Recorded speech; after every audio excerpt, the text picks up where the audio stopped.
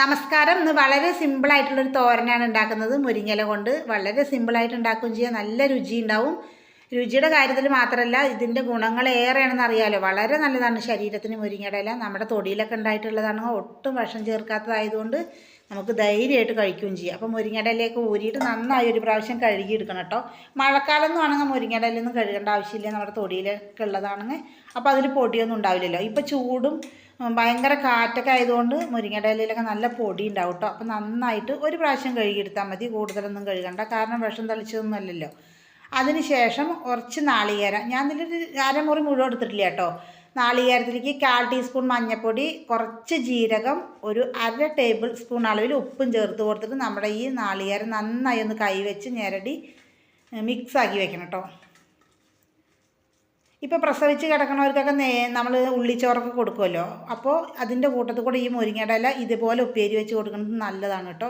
ആരോഗ്യത്തിനും പിന്നെ പാലുണ്ടാവാനൊക്കെ നല്ലതാണ്. അതിന് ശേഷം ഒരു പാൻ ചൂടാവാൻ വെച്ചിട്ടുണ്ട്. അതിലേക്ക് കുറച്ച് വെളിച്ചെണ്ണ ഒഴിച്ച് കൊടുക്കണം. എണ്ണ ചൂടായി വരുമ്പോൾ അരമുറി സവാളയാണ് കേട്ടോ ചേർത്ത് കൊടുത്തിരിക്കുന്നത്. ചെറിയ ഉള്ളി ഇട്ടാലും കുഴപ്പമില്ല എന്നല്ല, ഏറ്റവും നല്ലത് ചെറിയ ഉള്ളിയാണ്. പിന്നെ ഒരു 5-8 വെളുത്തുള്ളി, എരിവിന് ആവശ്യമായ 2 പച്ചമുളക്. ഇത് നന്നായി അങ്ങോട്ട് ബ്രൗൺ കളർ ആവണ്ട, ഒന്ന് വാടി വരേണ്ട ആവശ്യമുള്ളൂ. കാരണം നമുക്കിതിലേക്ക് ഇനി മുരിങ്ങയുടെ ഇല ഇട്ട് കൊടുത്തിട്ട് ഒന്നും കൂടി വാട്ടിയെടുക്കണമല്ലോ. അപ്പോൾ നമ്മുടെ ഉള്ളി നന്നായിട്ട് മുരിഞ്ഞ് കഴിഞ്ഞാൽ കരിയുള്ളൂ. പിന്നെ ഈ മുരിങ്ങയുടെ ഇലയുടെ കൂടെ കിടന്നിട്ട് കണ്ടോ. അങ്ങനെ കുറച്ചൊന്ന് ഉള്ളി വാടി വരുമ്പോൾ നമുക്ക് മുരിങ്ങയുടെ ഇല ഇട്ട് കൊടുക്കണം. കഴുകി വെച്ചതുകൊണ്ട് ഇല അങ്ങനെ ഇട്ട് കൊടുക്കുമ്പോൾ അങ്ങനെ പൊട്ടിത്തെറിക്കട്ടോ, വിട്ട് നിൽക്കണം. അല്ലെങ്കിൽ മുരിങ്ങയുടെ ഇല എണ്ണയിലേക്ക് ഇട്ട് കൊടുക്കുമ്പോൾ പൊട്ടിത്തെറിക്കും. സൂക്ഷിച്ച് ഇളക്കണം.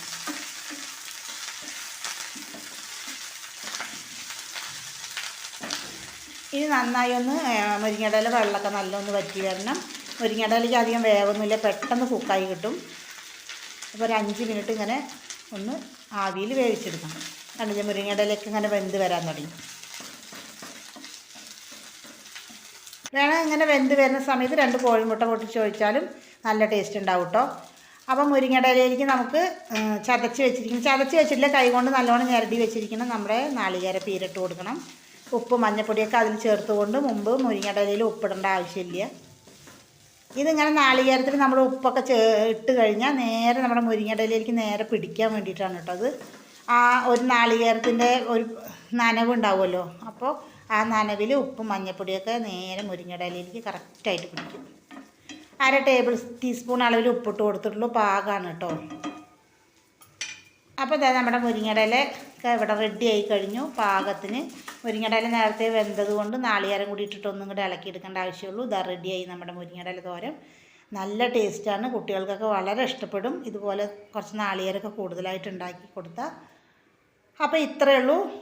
എല്ലാവരും ഇതുപോലെ ഒന്ന് ഉണ്ടാക്കി നോക്കുക. നിങ്ങളുടെ അഭിപ്രായങ്ങളൊക്കെ അറിയിക്കുക, സബ്സ്ക്രൈബ് ചെയ്യുക, ലൈക്ക് ചെയ്യുക. നല്ല വീഡിയോ ആയിട്ട് നാളെ വരാം.